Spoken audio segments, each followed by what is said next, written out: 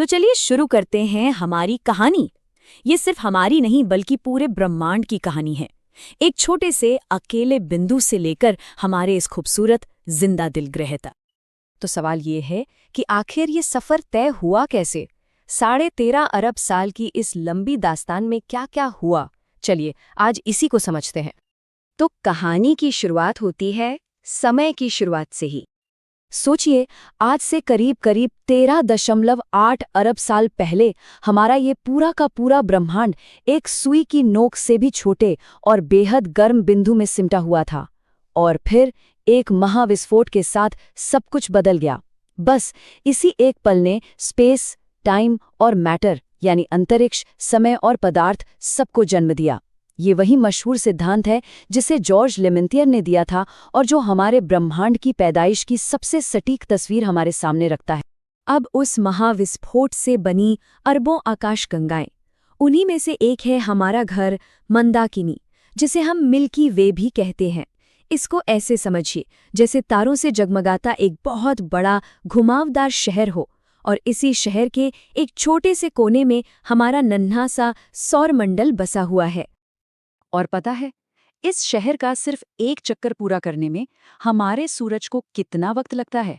पूरे 25 करोड़ साल। जी हाँ, 25 करोड़ साल। इसे एक कॉस्मिक ईयर या ब्रह्मांडीय वर्ष कहते हैं। अब जरा इस पैमाने पर सोचिए, इंसानियत का पूरा इतिहास तो बस कुछ पल जैसा ही लगता है ना? तो हमारी आकाशगंगा में ना तारे जन्म लेते हैं और मरते भी हैं। एक बहुत बड़े तारे की जिंदगी की शुरुआत होती है गैस और धूल के एक बादल से। फिर अरबों साल तक वो हाइड्रोजन जलाकर चमकता रहता है, हमें रोशनी देता है। लेकिन एक वक्त आता है जब उसका कोर, उसका दिल, चंद्रशेखर लिमिट नाम की एक हद से ज्यादा भारी हो जाता है। तब वो अपने ही वजन तले दबकर ढह जाता है। और इसी जबरदस्त घटना से जन्म होता है ब्रह्मांड के सबसे रहस्यमयी अजूबे का, ब्लैक होल।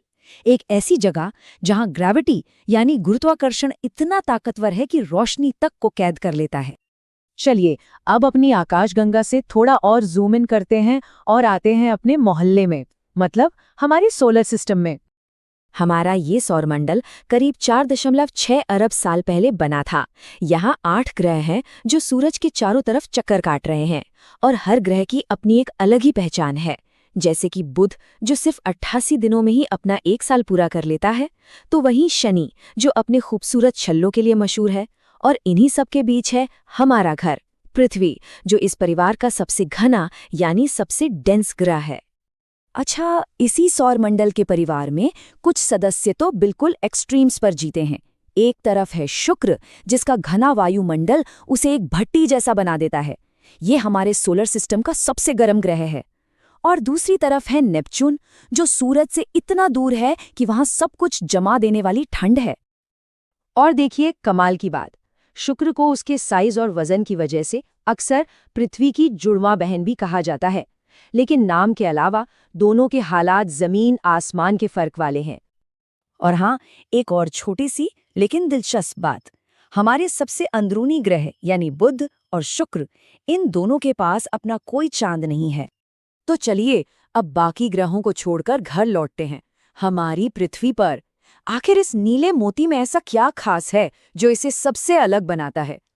अगर हम देखें कि हमारी पृथ्वी आखिर बनी किस चीज से है, तो इसकी बुनियाद में है लोहा, ऑक्सीजन और सिलिकॉन जैसे तत्व। लोहा करीब 35%, ऑक्सीजन 30%। यही वो बिल्डिंग ब्लॉक्स हैं जिनसे हमारे ग्रह का दिल यानी इसका कोर और इसकी बाहरी परत बनी है। और वो ऊर्जा जो हम सबको जिंदा रखती है, वो आती है सूरज से। पर क्या ये बात पता है कि सूरज की एक किरण को हम तक पहुंचने में लगभग 8 मिनट और 17 सेकंड लगते हैं। इसका मतलब ये हुआ कि हम जब भी सूरज को देखते हैं, वो असल में 8 मिनट से ज्यादा पुराना होता है। वाह, अंतरिक्ष की दूरियां सच में हैरान करने वाली हैं। धरती, चांद और सूरज, इन तीनों का रिश्ता एक बहुत ही खूबसूरत खगोलीय डांस जैसा है। जब इस डांस में चांद सूरज और धरती के ठीक बीच में आ जाता है, तो वो सूरज को कुछ देर के लिए ढक लेता है। इसे हम कहते हैं सूर्य ग्रहण, जो हमेशा अमावस्या के दिन होता है। और जब धरती चांद और सूरज के बीच आ जाती है, तो धरती की परछाई चांद पर पड़ती है, और इसे हम चंद्र ग्रहण कहते हैं, जो पूर्णिमा को होता है। और इस डांस की एक और बहुत खास बात है। क्या कभी सोचा है कि हमें हमेशा चांद का एक ही चेहरा क्यों नजर आता है? ऐसा इसलिए है क्योंकि चांद जितनी देर में धरती का एक चक्कर लगाता है ना, ठीक उतनी ही देर में वो अपनी धुरी पर भी एक बार घूमता है। मतलब एकदम परफेक्ट सिंक्रोनाइजेशन, कमाल का तालमेल है। लेकिन हमारी दुनिया सिर्फ अंतरिक्ष में ही नहीं घूम रही है। इसकी सतह जिस पर हम रहते हैं वो भी लगातार बदल रही है। सोचिए, एक जमाना था करोड़ों साल पहले, जब आज के सारे महाद्वीप एक साथ जुड़े हुए थे।